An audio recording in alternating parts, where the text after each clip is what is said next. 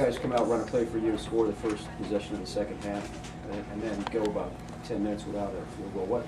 What went wrong in that stretch from your point of view? We just stopped doing what we were doing, early on. Moving the ball, getting out good shots. We still turned the ball over a little bit too much. We had them right where we wanted them, a chance to go up, large.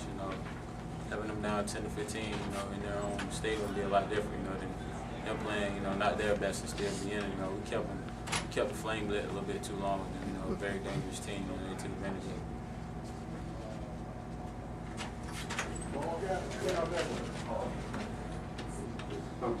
Pearson did not shoot really well tonight, but he was sort of sparking their second half. Can you talk about just the way he can get them going even on a night when he may not be shooting well?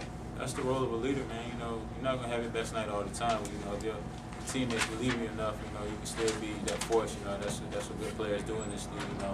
Guy can go out and shoot 1 for 80, but it's his presence on the floor, being vocal, rebounding, setting screens, getting his teammates a good shot, because even though he didn't play as well, we were still focused on him, so he still got our attention, which is credit to him. The Trian basket's so hard to come by tonight. It was a really tough game to play from behind, to get behind. It felt like a 6-point lead was more like a 10 at some point.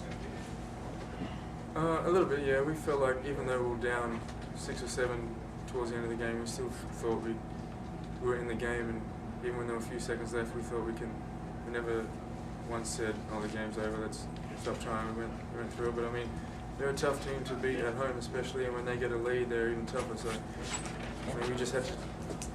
We had our chances towards the end of the game. We just couldn't finish to make plays.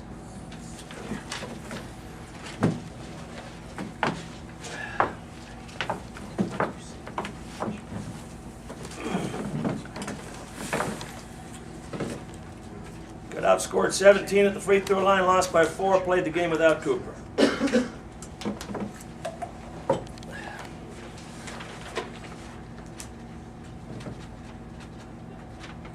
Coach, can you talk about the start of the second half there where, again, there was a period of about probably 8 minutes plus where you didn't score.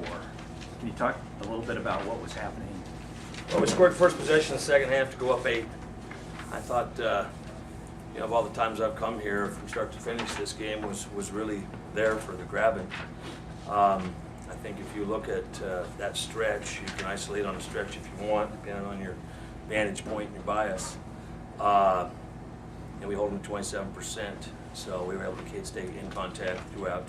We have 3 fewer turnovers, even though we were pointing fingers at ourselves. They had 21 turnovers. We broke even on the glass the second half, so gave ourselves a chance. During that stretch, we had some missed shots. During that stretch, we were hoping to maybe finish some plays where there was some contact. But throughout all those stretches, even when we played good, bad, or indifferent, we just can't guard them at the free throw line, and they kept getting there. So. Talk about the move to a zone defense in the second half. What were you thinking there? Well, trying to keep them off the free throw line. They make 1 3-pointer. They're shooting 27%. The only way if they hadn't got to the free throw line, they were having a hard time getting the slot machine ding up there in the middle that they just put in there. So that's the way they scored points, was a free throw line. So we sat back in the zone, at least just tried to see if they could make a basket. David. Blaine, just talk a little bit about without Cooper and with him in foul trouble, just sort of you're thinking on kind of your substitution patterns and player rotations, things like that. Well, it's frustrating. Cooper comes off a game where he has 22 rebounds. He's a Northern Virginia kid, comes home, gets 2 maybe calls in the first 2 minutes, and it just changes the whole day for him and for us. So yes, we were a hodgepodge at that point forward trying to steal minutes, but I think the way you play when you're in that foul trouble changes.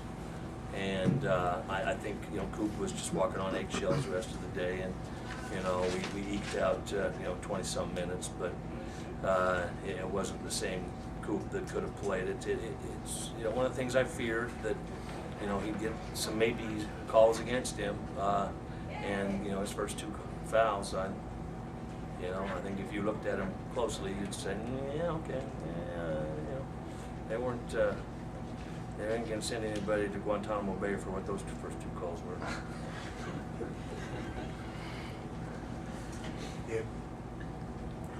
Did you feel like the way the game was being called, it kind of got into the way you guys were defending and just sort of the way they were approaching, sort of worried about? I thought it affected our offense more than our defense, other than the fact we didn't have Chris. You know, I thought, you know, we weren't sure what to do. It was hard to adjust when contact was going to be a factor or not. And we had our chances. I mean, I think to win, we would have needed to have been, had a tougher exterior and found a way to the other side of whatever was going on. Tough game to play from behind, given the fact that every basket seemed to weigh a lot just the second half. That's why having a 6-point lead at halftime was a good spot to be in.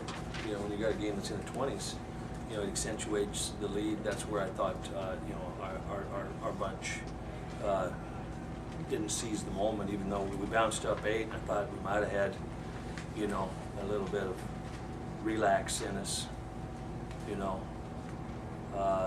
We just didn't capitalize then, and like you say, a good margin. You know, they got up 6-8, and you know we didn't go away. We got up 6-8, and they didn't go away. So it was a back and forth kind of game. I'd like to see at the end there, you know, one more play on our part. I mean, we had a series of stops where we came down and gave the ball back to them. I'd like to see, and it'd been kind of interesting for a nice crowd, a national audience, to see the thing kind of go down to the water or the wire without, you know, sloppy play on our end, and you know, I don't know. I think did you bank that 3-pointer in? The 1-3 they made was a bank shot. They did, yes. Coach, you were 2 of 16 from 3-point. For those of us who That's don't on get a fire chance compared to them. For those of us Good day, Tiger. who don't get to see Old Dominion much, is it just an off night from 3-point, or was it something Mason was doing defensively? Well, you always got to give credit to the other guys. I mean, we hold them 27, and I hope they give us some credit that we guarded a little bit. We turned them over 21 times. I hope they give some credit that we gave some effort, and we need to turn the other cheek to them. You know, I think they expended quite a bit of energy up and down the floor. You know, fought touches. You know, they did get some hands on some balls, and we had 18 turnovers. We had 12 steals. They had 10, I believe. So, I mean, I think we gained an edge on the defense, on the turnovers, and on the steals. But you got to give them credit. They came up with some plays. Held us to 30-something. I mean, in all those defensive categories, I'd say we gained an edge.